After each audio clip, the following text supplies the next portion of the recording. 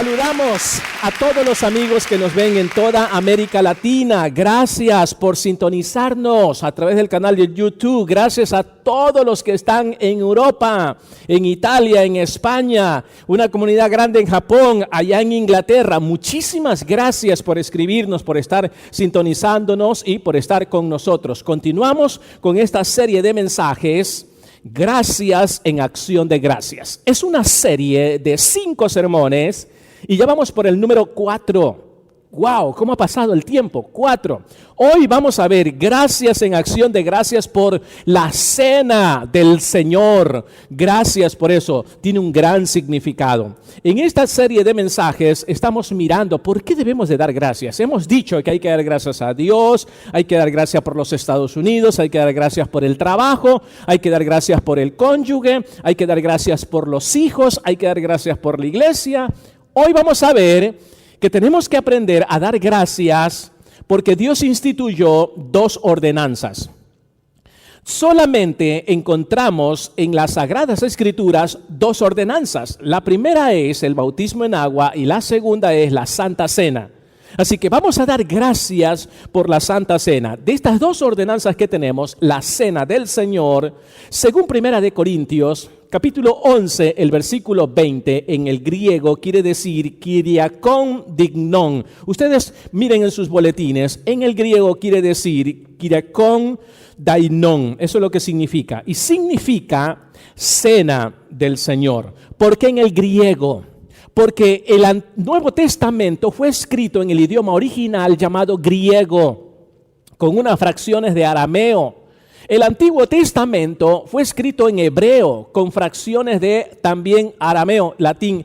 En fin, la idea central es estudiar el texto sagrado desde sus orígenes, para no confundirnos, para saber y conocer la verdad de Dios completamente. Entonces, la palabra Kyriakon dignon significa cena del Señor.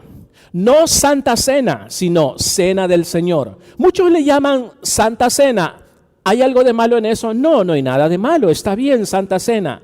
Pero originalmente el título es Cena del Señor. ¿Por qué muchos le llaman Santa Cena? Y no hay nada de malo en eso. ¿Por qué? Porque es un término sacado de la iglesia tradicional, la iglesia católica. Le llama Santa Cena. Pero originalmente significa Cena del Señor. Y esta Cena del Señor fue instituida una noche antes de la crucifixión del Señor. Según el libro de los Hechos, se menciona la mesa de comunión como el partimiento del pan, así se la conoce también. La Cena del Señor es una ordenanza, no es una opción, no es que si yo quiero, si no quiero, no. Es una orden que puso Jesús y fue instituida, fue instruida, no por los apóstoles, no. Tampoco por los padres de la iglesia o los primeros padres de la iglesia primitiva, no. Fue instituida e instruida por Jesús mismo. Esto no es un invento humano, no es un invento de la iglesia antigua, no es un invento de los apóstoles, tampoco es un invento de los primeros padres de la iglesia. Tenemos ya 2000 años de historia como iglesia, sino que fue originada, enseñada e instruida por Jesucristo mismo. Y según 1 Corintios, el capítulo 11, el verso 23, si usted gusta escríbalo, eso está bien. Según 1 Corintios 11, 23, es obligatoria para todos los cristianos. Porque Jesús dijo allí, haced esto en memoria de mí.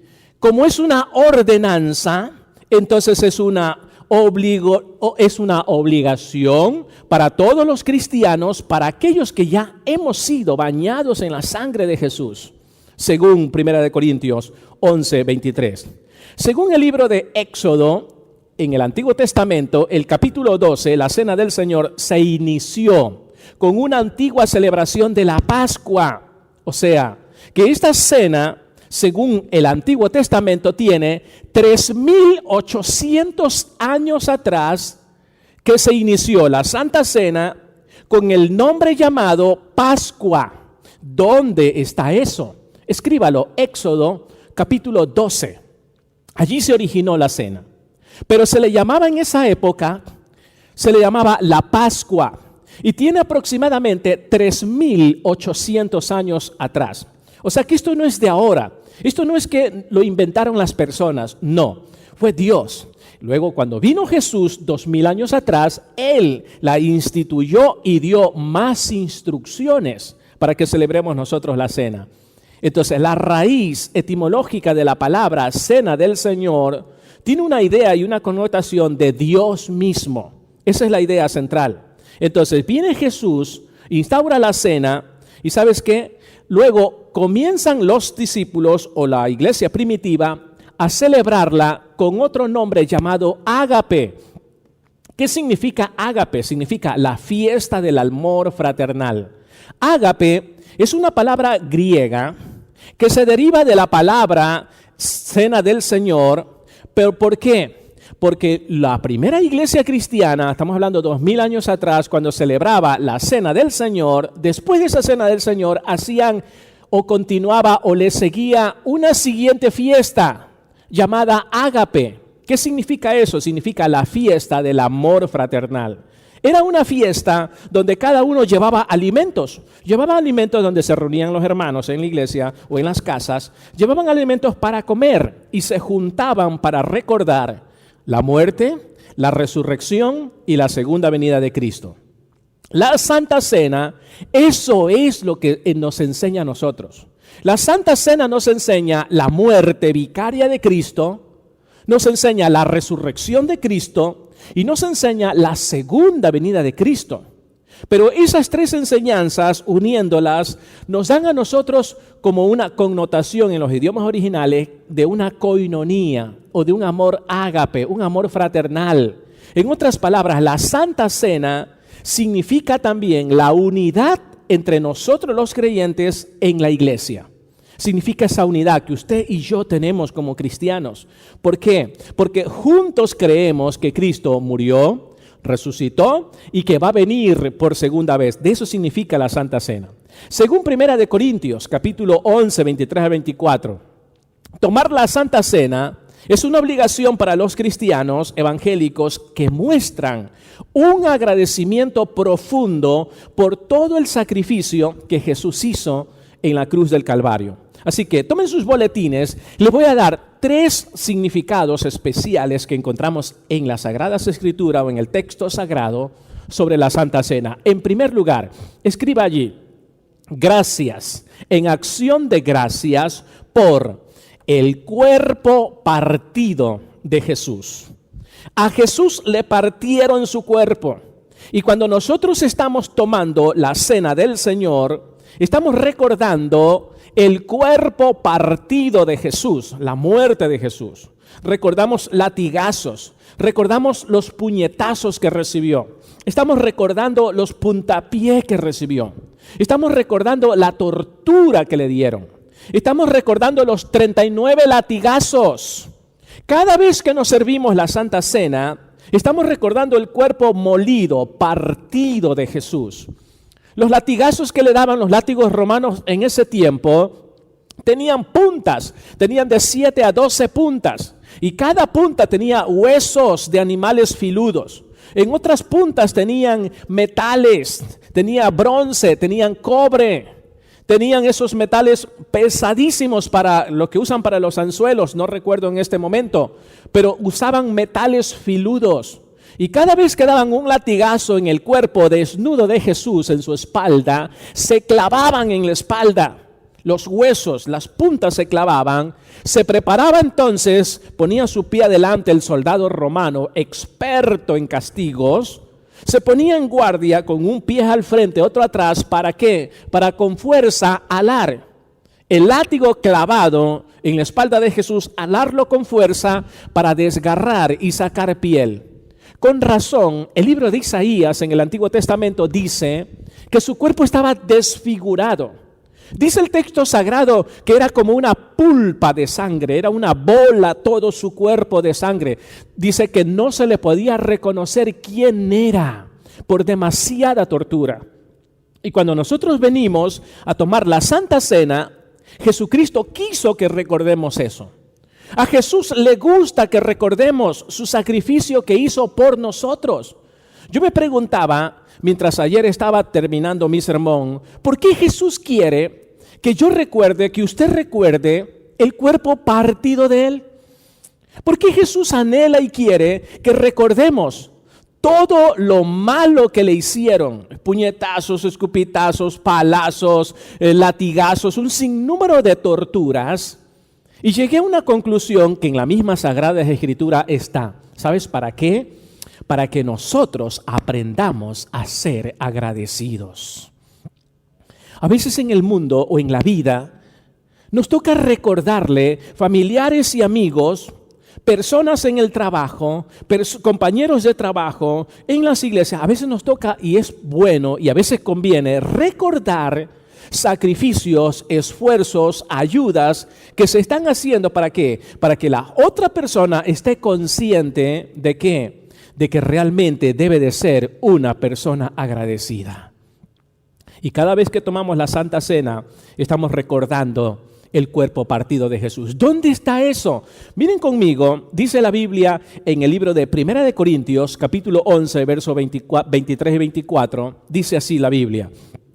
Jesús, la noche en que fue traicionado por Judas, tomó pan y después de dar gracias, lo partió el pan. A propósito, lo partió y dijo, este pan es mi cuerpo, que por vosotros o ustedes es entregado.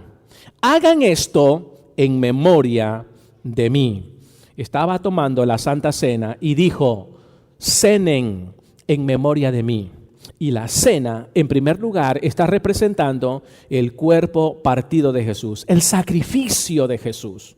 Cada vez que tomamos la cena, recordamos ese sacrificio de Jesús. La frase, este es mi cuerpo, la frase que leímos que está en la pantalla allí, este es mi cuerpo, ha sido muy mal interpretada. Esta frase, este es mi cuerpo, tomando un pan, ha sido muy mal interpretada por líderes eclesiásticos y religiosos en el mundo entero.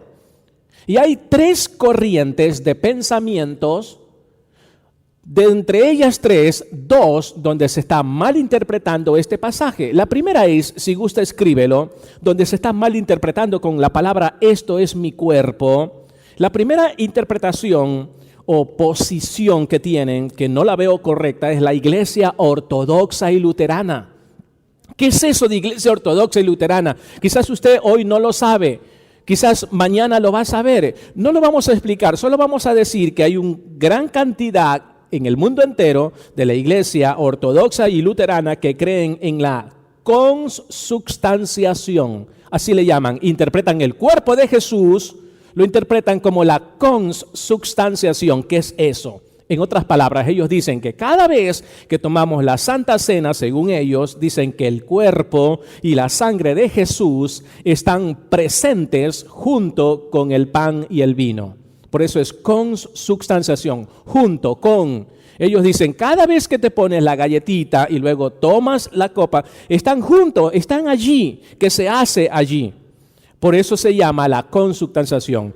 El segundo grupo o idea de personas que creen de la Santa Cena de una manera que no es correcta, el número 2, escríbalo, es la Iglesia Católica Romana.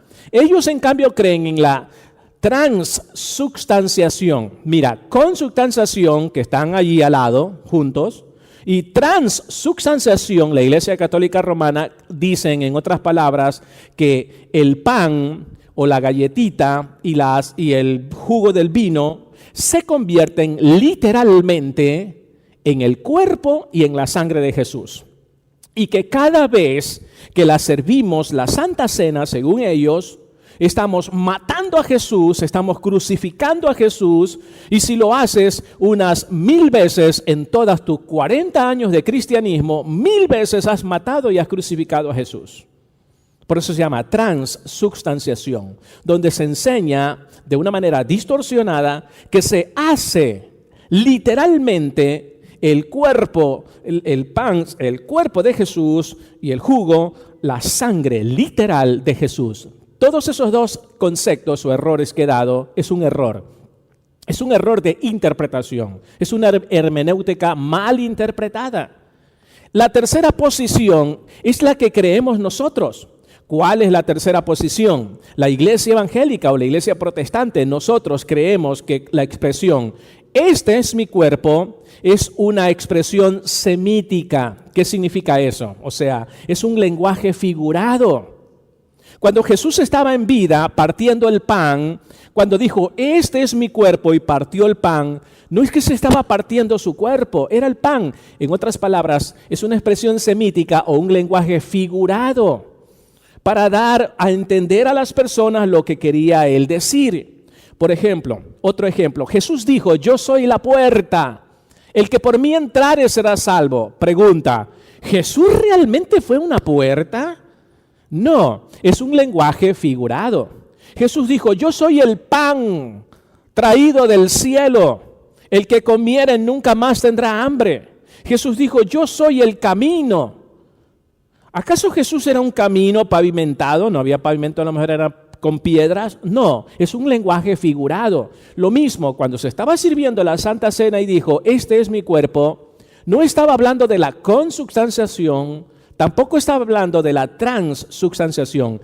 Estaba dando una figura nada más. ¿Qué significa eso?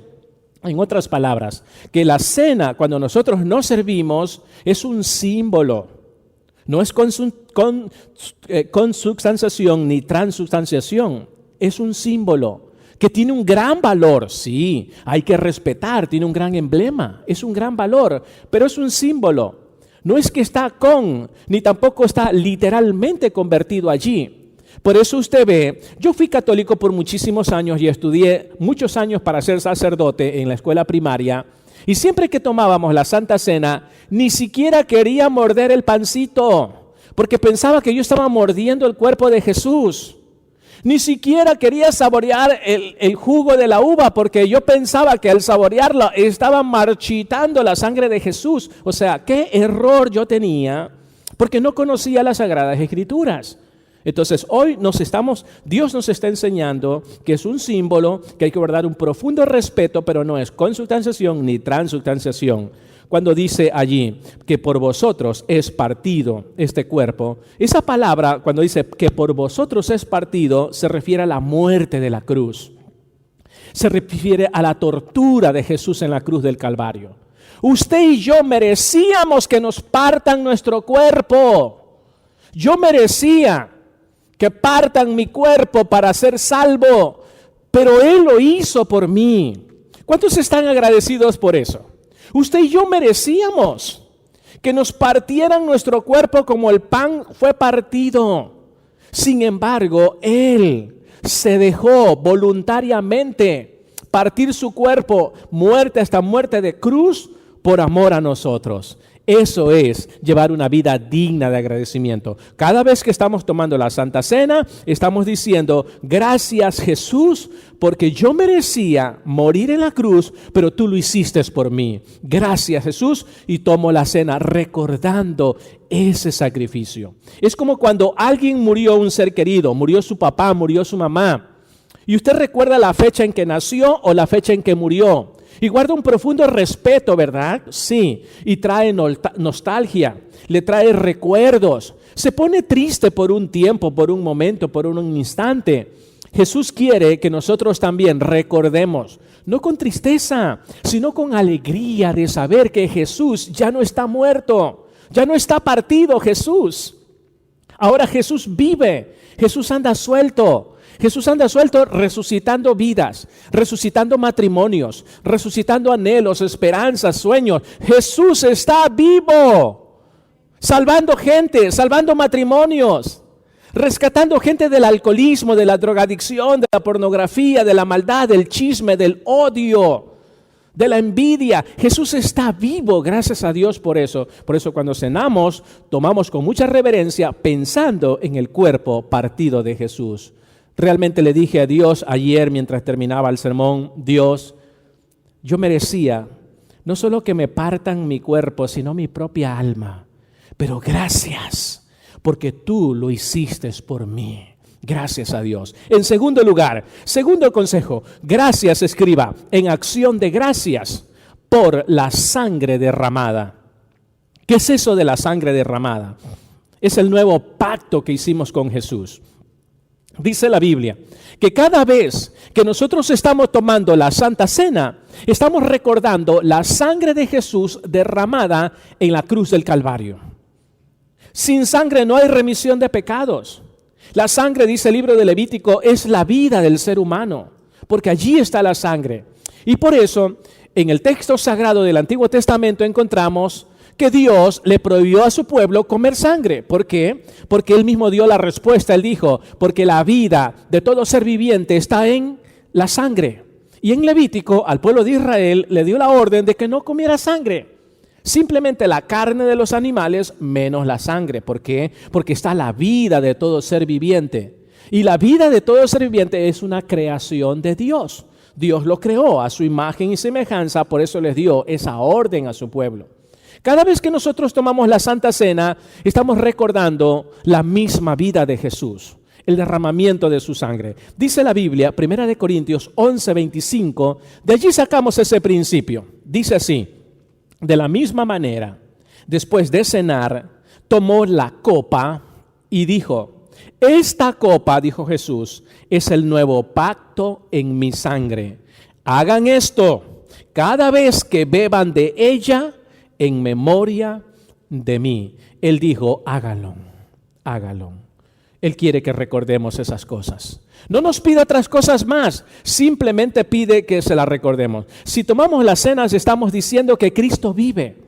Si tomamos la cena, estamos diciendo, es real lo que ocurrió. El derramamiento de sangre de Jesús en la cruz del Calvario fue real cuando tomamos la Santa Cena. Nosotros, cuando tomamos la Santa Cena, no estamos recibiendo a Cristo, porque ese es otra de los errores en la enseñanza de la Santa Cena. Hay muchos lugares donde se enseña que al tomar la Santa Cena se está recibiendo a Cristo. Error. Cuando servimos la Santa Cena no es para recibir a Cristo. Cristo no está entrando y saliendo de nuestras vidas, ya lo recibimos. Lo recibimos una vez cuando nos arrepentimos de nuestros pecados. Cuando decidimos y dijimos, Señor, mi vida es tuya, te recibo como mi único y suficiente Salvador, es una sola vez. Pero la iglesia tradicional enseña que cada vez que estás tomando la cena, estás recibiendo a Cristo. Ese es un error. Es un error de las Sagradas Escrituras. La Sagrada Escritura no enseña eso. Aquí lo está diciendo. Aquí está diciendo, dice Lucas capítulo 22:20. De igual manera, después que hubo cenado, tomó la copa diciendo, esta copa es el nuevo pacto en mi sangre que por vosotros es derramada. La palabra nuevo pacto tiene que ver muchísimo en el contexto de este pasaje. ¿Qué significa eso? No es que cada vez que estamos tomando la cena, estamos recibiendo a Jesús, estamos haciendo un nuevo pacto. No, es una sola vez. No podemos estar haciendo lo mismo. Como la iglesia tradicional dice que cada vez que hace eso está matando a Jesús, crucificando a Jesús, no es así. Entonces, cuando nos tomamos la cena, nosotros participamos de eso, estamos recordando la sangre derramada de Cristo en la cruz del Calvario. Número 3, para avanzar. Escriba, gracias en acción de gracias por la muerte de Jesús. La muerte. La muerte de Cristo está representada aquí en la Santa Cena. Por eso Jesús dijo, voy a morir, pero quiero que recuerden con esta última cena que tomo con ustedes, que recuerden mi muerte. Dice la Biblia en 1 Corintios 11:26, porque cada vez que comen este pan y beben esta copa, proclaman la muerte del Señor hasta que Él venga. Si nosotros tomamos la Santa Cena, no solo recordamos su muerte, también estamos recordando la venida de Jesús. ¿Sabían ustedes que Cristo va a venir por segunda vez? Sí, la Biblia, las Sagradas Escrituras declaran que Jesucristo va a venir por segunda vez a la tierra. ¿Cuándo será? La Biblia no lo revela, pero sí lo afirma que vendrá en un abrir y cerrar de ojos. Paruxia. ¿Qué significa eso? O sea, abre y cierra los ojos. O sea, son fracciones de segundos. O sea, no lo sabemos, pero de que va a venir, Él va a venir. Porque Dios no miente. Jesús no es hijo de hombre para que mienta ni para que se arrepienta de lo que Él dice. Él va a venir. Y Jesús acaba de decir aquí, cada vez que tomen la copa y cada vez que coman el pan, la muerte del Señor proclaman hasta que yo venga, dijo Jesús. Si usted cena, está diciendo y proclamando, el Señor va a venir y yo tengo que estar preparado. Por eso se nos manda a nosotros a vivir la vida cristiana como si el Señor viniera esta noche. La pregunta siempre es, ¿qué tal si en este momento llegases a morir? ¿Estás seguro que entrarías al cielo? La pregunta siempre del millón y cuando se evangeliza es esta. ¿Piensas tú que si llegases a morir en este momento y te encontrares en cualquier lugar, piensas tú que Dios te diría, ¿por qué crees que yo tengo que dejarte entrar en mi cielo? ¿Qué le responderíamos? ¿Qué respondería usted? ¿Qué respondería yo? Entonces, Dios nos anima a todos a vivir la vida cristiana como si esta noche, como si en este momento viniera el Señor y nos encuentra preparados. Tenemos que estar preparados cada día. Vivamos cada día como si fuera el último día de nuestra vida cristiana. Así como decimos, ama a tus hijos, ama a tu cónyuge, como que fuera el último día que vas a estar con ellos. La Biblia nos dice a nosotros, ama a Jesús, vive para Jesús, como que si fuera el último día de tu estadía aquí en la tierra. Y Dios nos anima a nosotros a vivir la vida cristiana, o sea, libre de pecados, vivir la vida cristiana arrepentidos. Si usted pecó, inmediatamente dígale, Dios, lo siento, lo lamento, perdóname. No deje pasar un minuto. No deje pasar horas, mucho menos días, ni semanas, ni meses. Porque no sabemos cuándo viene el Señor y nos viene a ver a un pueblo preparado. Viene a ver corazones preparados. El Señor puede venir esta noche. Mi pregunta es, ¿estamos preparados para la venida del Señor? Debemos de vivir una vida como que el Señor viviera o viniera esta misma noche. Cuando tomamos la cena, predicamos la muerte de Cristo. Predicamos la venida de Cristo. A Cristo le costó su sangre salvarnos. Sí, así como los padres, así como a la mamá le cuesta dolores de parto dar a luz a su hijo, a Cristo le costó su sangre, le costó su cuerpo partido para salvarnos. El costo es altísimo. A Él le costó su propia vida, el costo de la salvación es muy alto, no podemos pagarlo. Entonces, cuando usted va a tomar la Santa Cena, debe de estar enfocado entonces solamente en Él. No pensar en otras cosas, sino en Él. Cuando tomamos la Santa Cena, debemos estar solo pensando en su muerte, en su cuerpo partido, en su sangre derramada. Y dejamos a un ladito por un instante el negocio, el trabajo, la familia, el problema, las situaciones, mi novio, mi novia, mi rorro, mi rorra. Dejamos a un lado todo. Eso es hacer reverencia al tomar la Santa Cena. Dejamos a un lado nuestra mascota. ¿Estarán los frijoles ya secos? Me olvidé que dejé prendida la llama. O sea, deje a un ladito todas esas cositas. ¿Y qué vamos a comer hoy? ¿Y qué comeremos hoy? Dejemos a un lado, todo eso es rico, es bonito, está bien, pero cuando nos servimos la Santa Cena, tenemos que darle un sentido y un valor grande.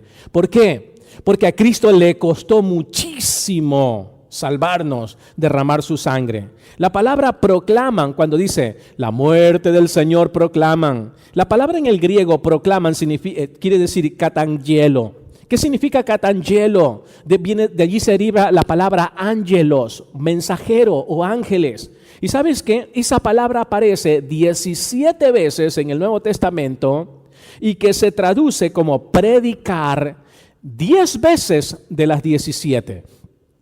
Cuando Jesús está diciendo aquí en el pasaje que vimos en la pantalla, cuando dice, haced esto o proclamen esto, proclaman la muerte del Señor, lo que Jesús está diciendo, la palabra proclaman, leo todo, porque cada vez que comen este pan y beben esta copa, proclaman, hay esa palabra en el griego original en que fue escrito, significa katangelo, proclaman, significa predicar. Quiere decir que cuando Jesús nos instruye cómo servir la Santa Cena y lo que significa la Santa Cena, también nos está diciendo, prediquen, hablen, anuncien, ángelos, anuncien. Nos está diciendo, enseñen, muestren, den testimonio. El que está cenando está predicando, está dando testimonio que ama a Dios, que Dios es número uno en su vida. Cuando está cenando, está diciendo, está predicando, está proclamando, Catangelo, está diciendo, Cristo vive en mi corazón, Él me cambió, Él me ha transformado, soy una persona nueva, dejé a un lado la vida vieja, antigua. Está diciendo, está predicando, está proclamando, tengo una relación con Dios. Ya no me relaciono con el mundo, la carne, las drogas, el alcohol, la pornografía, el chisme, el odio, la envidia. Está predicando, ya no estoy con ellos, ya los abandoné. Ahora estoy con Cristo, tengo una nueva vida, tengo una esperanza. Creo profundamente que Dios me está ayudando. Está predicando, está proclamando, Catangelo, está diciendo, mi vida está siendo transformada, mi vida ha venido cambiando.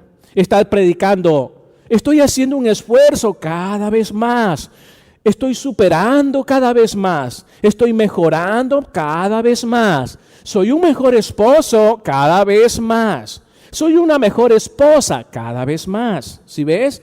Está predicando, está proclamando cuando toma la cena diciendo, quiero ser un mejor cristiano y me voy a esforzar otro poco más para ser mejor y agradar a Jesús. Eso es lo que significa cuando leímos en el pasaje allí, la muerte del Señor, proclamar. ¡Wow! Predicar. Si está un amigo, un familiar aquí que no conoce a Cristo y no toma la cena, porque la cena es para los que han recibido a Jesucristo como su único y suficiente Salvador, los cristianos evangélicos, para ellos es la cena. ¿De dónde sacamos eso? Eso está en el contexto de la Biblia. Podría yo enseñar eso. En otra ocasión lo voy a enseñar para quién es la cena. Lo que le está diciendo es, hey, amigo, camarada, compañero, tengo a Jesús en mi corazón. Y cuando me estoy sirviendo la Santa Cena, te estoy haciendo también a ti una invitación. Catangelo, te estoy predicando y diciendo, tú necesitas a Jesús también. Tú necesitas abrir tu corazón para Jesús. Eso es lo que estamos diciendo. La palabra Catangelo aparece 17 veces en el Nuevo Testamento y 10 veces para predicar. Cada vez que tomamos la cena, estamos predicando.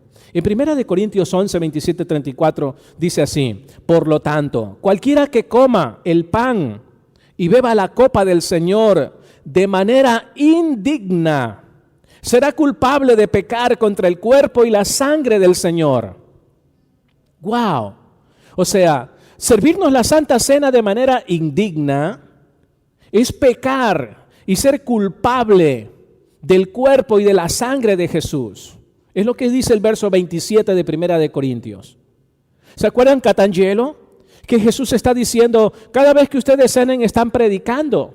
O sea, están diciendo, Cristo me ha cambiado. Soy una nueva persona. Me estoy esforzando por rechazar voluntariamente el pecado. Y por eso el verso 27 dice, cada vez que coman o beban de manera indigna, o sea, Dios se asegura que tú prediques bien. Porque si no estás predicando bien con tu propia vida, nosotros somos una predicación, conducta, carácter, testimonio, estilo de vida, eso predica más que las palabras. Por eso el verso 27 dice, por lo tanto, cualquiera que coma el pan o beba de la copa del Señor de manera indigna, será culpable de pecar contra el cuerpo y la sangre del Señor. ¿Qué quiere decir la palabra indigna en el griego? Mira, es muy importante estudiar el idioma original en que fue escrito porque hay muchas malas interpretaciones. La palabra indigna en el griego significa anakios. Escríbela si gusta, indigno en la Biblia significa anakios en el griego. Significa sin respeto, sin reverencia. Eso significa. Cuando la Biblia, Dios nos está diciendo en las Sagradas Escrituras que debemos de tomar la cena no indignamente, en otras palabras está diciendo, tienes que tomar la cena con respeto y con reverencia. refiriéndose a los ricos de Corintio de esa época en que estoy leyendo la palabra de Dios, que comían y bebían sin pensar en lo que estaban haciendo, y por esa razón el apóstol Pablo continúa diciéndoles estas palabras en la Biblia. Voy al verso 28, de 1 de Corintios 11, voy al 28, le decía: así que cada uno, antes de tomar la cena, se debe de examinar. Así les está diciendo. O sea, hay que demostrar reverencia, ¿no? Hay que cada uno, dice, debe de primero examinarse a sí mismo antes de comer el pan y beber la copa. Estoy leyendo la Biblia, verso 29. Porque el que come y bebe sin discernir, la palabra discernir, también la busqué, significa distraído. Distraído en las cosas del mundo, distraído en el trabajo, distraído en cualquier otra cosa. Eso significa discernir. Leo: porque el que come y bebe sin discernir o estar distraído, el cuerpo come y bebe, sin discernir el cuerpo come y bebe su propia condenación. Distraídos. Por eso el consejo es: venimos aquí, nos olvidamos de todo. ¿Y qué pensamos? En el cuerpo partido de Jesús, en la sangre derramada de Jesús. Reverencia, ¿sí ven? Pensando en eso, no distraídos. No tomar la cena del Señor viviendo en el pecado. ¿Por qué? Porque la cena no es para el perdón de pecados. La cena no es para el perdón de pecados. Entonces, debemos de tomar la cena sin pecados, porque la cena no es para el perdón de los pecados. Tremendo, ¿sí ves? La cena es para proclamar y anunciar la muerte, la resurrección y la segunda venida de Jesús. Para eso es la cena. Luego dice el versículo 28. Así que cada uno debe de examinarse, significa demostrar reverencia, a sí mismo antes de comer y beber la copa, porque el que come y bebe sin discernir, el cuerpo come y bebe su propia condena. O sea, no hay que estar distraídos. El verso 30, sigo leyendo la Biblia. Por eso hay entre ustedes muchos débiles y enfermos, e incluso varios han muerto. En esta iglesia de Corintio, de la que estamos leyendo el pasaje, se hacía un abuso de la cena del Señor. Y muchos se habían muerto, tremendo. ¿Por qué? Porque habían estado tomando la Santa Cena indignamente y distraídos. Tomaban la Santa Cena viviendo en el pecado de las inmoralidades sexuales, adulterio, fornicación, pornografía, alcoholismo, drogadicción, y por eso hasta muchos murieron. Aquí el Señor trajo una disciplina a esa iglesia. ¿Por qué? Porque estaban distraídos en otras cosas y así se servían la Santa Cena llenos de pecados, y Dios tuvo que parar. ¿Para qué? Para que por 2000 años, hasta el día de hoy, 2019, no se siga haciendo lo mismo en su iglesia. Entonces Dios tuvo que disciplinar y muchos hasta murieron. Dios tuvo que traer eso. ¿Para qué? Para que hasta el 2019 que llegamos ahora no se siga cometiendo lo mismo. Dios tuvo que eliminar a los malos creyentes de la primera iglesia cristiana para que no continúe hasta el día de hoy ni le caiga a ninguna iglesia del 2019. Es duro, pero Dios tuvo que hacerlo así para sanar, limpiar su iglesia. La iglesia del Señor debe ser pura, sin mancha. Y por eso Dios tuvo que hacer. Por eso dice el verso 30, por eso hay entre ustedes muchos débiles, enfermos, e incluso varios han muerto. Muchos de los que abusaron de la cena de la iglesia de Corintio se enfermaron y se murieron. ¿Por qué?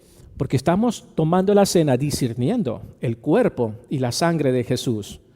Dice el Proverbios 28:13, el que encubre sus pecados no prosperará. O el que los tapa, ¿no? Mas el que los confiesa y se aparta alcanzará misericordia. Sigo leyendo el verso 31, es linda la Biblia porque nos instruye cómo hacerlo. Así nos previene a nosotros de un mal, ¿verdad? Dice verso 31, si nos examináramos a nosotros mismos, no se nos juzgaría. O sea, no, yo estoy consciente, mejor me quedo tranquilo, voy a arrepentirme, ¿no?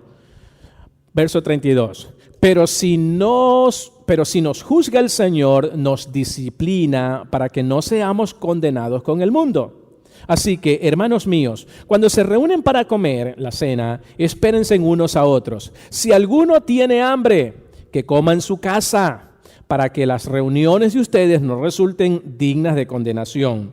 Los demás asuntos los arreglaré cuando yo los visite personalmente. Pablo les estaba dando un consejo por escrito, pero habían muchos asuntos en la iglesia, habían muchos problemas. Él dijo, personalmente voy a viajar para arreglar esos problemas que hay allí, para poner en orden la iglesia o la casa de Dios. Una de las primeras iglesias de ese siglo, la iglesia de Corintio, se había degenerado y se había apartado de la raíz principal de la cena del Señor, que era recordar la muerte, la resurrección y la segunda venida de Cristo.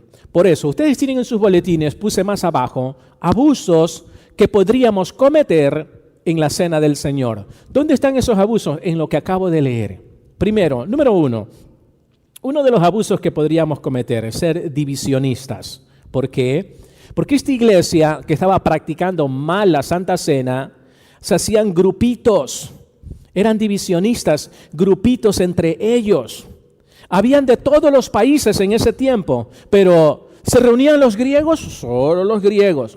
Aquí no entra nadie más. La comida solo para los griegos. No vamos a compartirla con los judíos. No vamos a compartirla con los de los pontos. No vamos a compartirla. Habían de muchos países dentro de la iglesia. Y había un problemón grande porque se hacían grupitos, y eso es un peligro grave, que entre nosotros haya grupitos y servirnos la Santa Cena. Dice versos 18 y 19, en primer lugar, de ahí saco el principio, dice la Biblia, oigo decir que cuando se reúnen como iglesia hay divisiones entre ustedes. Y hasta cierto punto lo creo. Sin duda, tiene que haber grupos sectarios entre ustedes para que se demuestre quiénes cuentan con la aprobación de Dios. Cuando en una iglesia, en otras palabras, se hacen grupitos, el Espíritu Santo de Dios es contristado. O sea, el Espíritu Santo de Dios se pone triste. Cuando en una iglesia hay grupitos, es peligroso. Cuando hay rumores, cuando hay malos entendidos, cuando hay chismes, cuando hay decepciones, sospechas de personas, etcétera, etcétera, allí hay un problema muy grave. Entonces, tomar la Santa Cena haciendo solo mi grupito es tomar la cena indignamente. Por eso el apóstol Pablo recomienda, debemos estar libres. Somos hermanos en Cristo todos, sin hacernos grupitos en ningún momento. Número 2, ustedes tienen el consejo más abajo. Podríamos, porque ya esta iglesia cometió el error, nosotros tenemos que evitarlo. Número 2, podríamos cometer el error de autoengañarnos entre nosotros mismos. Entre ellos se mentían, entre ellos se engañaban. ¿Dónde está eso? Mira el verso 20 dice, de hecho, cuando se reúnen ya no es para comer la cena del Señor. O sea, había mucho libertinaje y eso no honraba al Señor. En ese tiempo habían unos que llevaban platos de comida cara. ¿Por qué? Porque en la iglesia habían unos ricos, había la clase media en ese tiempo y habían los más pobres. Y los más ricos llevaban la comida y el potaje más grande. Y cuando era la hora de comer, porque era parte de la Santa Cena, solo entre ellos se hacían el grupo, causaban división. ¿Y qué más causaban en segundo lugar? Estamos mirando aquí que se autoengañaban entre ellos mismos, haciéndose sus propios grupos, comiendo sus potajes y no compartiendo con los más débiles o los más pobres, en otras palabras. La Biblia le llama débiles en ese aspecto. Los que a veces habían hermanos dentro de la iglesia, estoy hablando de la iglesia del primer siglo, que no tenían nada, no podían llevar nada, porque cada uno tenía que traer una parte, pero ellos no tenían, no podían, eran bien pobres. A eso es que el apóstol Pablo les dice, hey, compartan con los que no tienen. En ese contexto se refiere a eso, a la gente de la iglesia, que compartan con los que no tienen en la congregación. Número 3, otro peligro que podríamos cometer, que esta iglesia de Corintio cometió, vivir egoístamente entre nosotros mismos. Ese es otro peligro, otro problema. ¿De dónde está eso? Verso 21 dice, porque cada uno se adelanta a comer su propia cena, de manera que unos se quedan con hambre mientras otros se emborrachan. ¡Wow! hasta tomaban, hasta se emborrachaban. Por eso yo siempre digo, cuando me dicen, pastor, queremos que nos celebre una boda. Wow, yo digo, esto va a ser duro. Pastor, una quinceañera, yo digo, wow, esto va a ser difícil. Pastor, cualquier fiesta o algo. ¿Sabes por qué? Porque hay borracheras. Y yo les digo a ellos, bien claro, y hay unos que me mienten, digo, mira, 0 alcohol, 0 drogas, 0 pachangas, 0 baile, 0 el vals, todo ese tipo. Oh, sí, pastor, no se preocupe, no va a haber nada de eso. 10 minutos después que yo me voy, las cosas cambian. Pero ellos con Dios, ¿verdad? Pero yo tengo mi responsabilidad libre delante de Dios. Le dije, no sé a alguien, hay 2, 3 cosas que es la que menos me gusta. Mi trabajo a mí me encanta, todo mi trabajo me encanta, pero hay cositas que a uno dentro de eso que le encanta no quiere hacerlo tanto. Es bodas, quinceañeras, es lo que menos yo quiero hacer, créemelo. ¿Por qué? No es alegría para mí, porque hay mucha gente que no se ha convertido de corazón todavía. Permiten a sus familiares y amigos borracheras, alcohol, todo ese tipo de cosas. Usted es el dueño de la fiesta y usted es cristiano. Usted marca la raya. Usted es el dueño de la fiesta, no sus familiares ni sus amigos. Es siempre mi consejo. Por eso yo he dicho muchas veces, mira, mejor busca a alguien que te case. No lo puedo hacer yo. No lo voy a hacer. ¿Por qué? Pues eres cristiano, eres cristiana. ¿Por qué vas a estar bailando el vals? ¿Por qué vas a estar permitiendo alcohol? ¿Por qué vas a permitir esto? Tú eres el dueño de la fiesta. ¿Eres cristiano? ¿Lo eres o no lo eres? No hay intermedios con Dios. Dios dice, o eres frío o eres caliente. No eres un tibio. Porque a los tibios, dice Dios en el libro de Apocalipsis, lo vomitaré de mi boca. Y yo considero un cristiano tibio que celebrando cualquier cosa, bodas o quinceañera, y permite alcohol, y permite bailes o vals, lo que sea, es un tibio ante los ojos de Dios. Yo considero eso, porque eso dice las Sagradas Escrituras.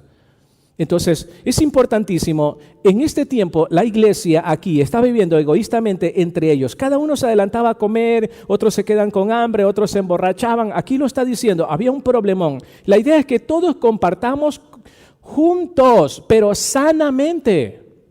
Eso es maravilloso. Por ejemplo, pongamos en las pantallas unos amigos de gracia, por favor. Aquí tenemos amigos de gracia y es maravillosísimo. Mira lo que hicieron ayer. Bueno, ellos no son los amigos de gracia. Por favor, al inicio de la filmina están, al inicio. Mira, precioso. ¿Cuántas chelas se tomaron en esa reunión? Ninguna. ¿Por qué? Porque no son tibios. Están calientitos para Dios, aman a Dios. Eso es maravilloso. Un aplauso para ellos.